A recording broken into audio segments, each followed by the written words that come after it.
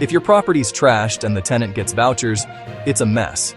Before you freak out, let's sort fast legal moves. Step 1. Document everything. Build a clear record. Take clear, time-stamped photos from multiple angles. Record time-stamped videos walking through all damage slowly. Log dated notes detailing condition and conversations. Save invoices and receipts for every repair done. That documentation becomes your leverage in legal disputes. Step 2. Check the lease and local law. Most leases clearly forbid willful or intentional damage.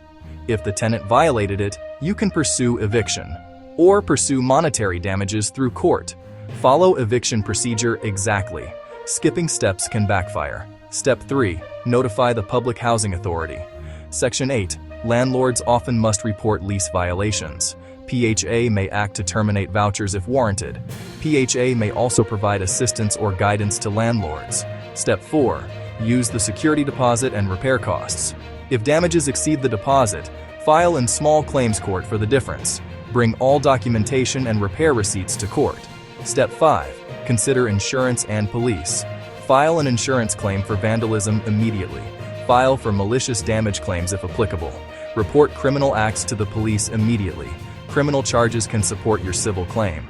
Final note: don't engage in illegal self-help. Do not perform lockouts yourself. It's illegal. Don't shut off utilities to force a tenant out.